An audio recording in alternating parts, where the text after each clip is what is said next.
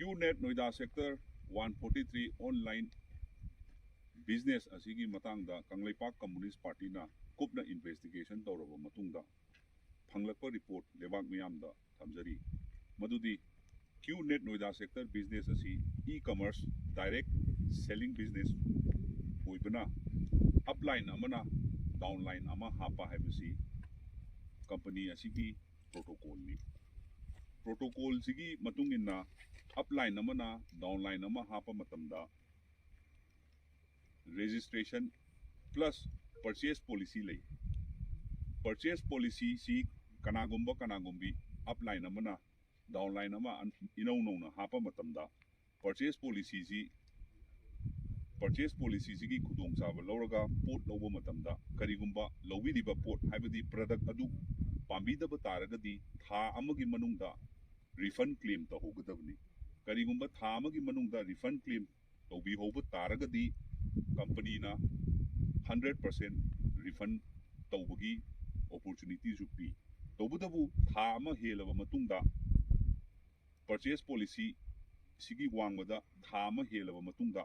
validity loiraga tha ani natraga tha ahum natraga tha mari changa kanda ai potche pamdre natraga ai gi registration ji kakpiu haiba matamdadi adugi khudong sabadi company na pide maram asina lukna thamjaningi ba wafam di huzik yam kanna violence ali ba QNet Noida sector si upline amaga downline amaga purchase policy gi matangda refund claim tongnadabagi tholakpa issue ne na lawjai maram aduna miram da leiriba upline amasung manipur da lehoriba downline fazana ningthina leibang masa tana phone nung phongna duna che chang puthokna duna proper document puthokna raga haibadi ai purchase policy sigi matungina aina tha amagi manungda ai claim tawjahobuni tawbudabu company sina aibu aigi refund ji tawbirakte haibana singba che chang document myam dum marik chumna puthokpiraga magi upline da approach tawbiraga magi ngawdriba pasadu ma company gi through da upline duna board of director da thangadaga even CEO pau yauraga with proper document ulakanda refund tawbi yabagi opportunity du lobiu amasung downline amana upline amada ekta aidi nangina makhada yaugibani hairaga paisa singu haiba wafam adudi purchase policy du munna yengbam darkar tai purchase policy du gi matungi na karigumba tha amagi manungda mahakna paisa si claim to hobu taragadi company na hanbam thoi adugi daita di upline du na chu lobam thoi aduna laksaningi ba wafam di upline du na downline du ga fazana leibang masa ta na pau phauna biduna nangna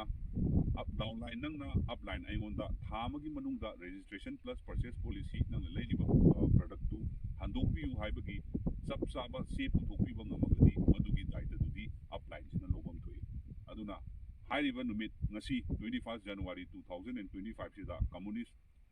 Kanglaipak Communist Party PWG gi oiba investigation siga mari lenana hairiba e-commerce business asi downline amasung upline anigi marakta conflict lakpa purchase policy ga ngasai refund claim tawbugi marakta conflict lakpadagi thokpa issue ni haibasi thamjage aduga aroibada Kanglaipak Communist Party People's War Group na hairiba ngasi January gi tarik 19 hairiba numit asida QNet Noida sector gi case asi loisinjare amasung makhatana look atopasingna yawloi look atopasingna hairiba case asi amuka hanna reopen tawbidanaba lebang miyamda media gi kuthangda haijari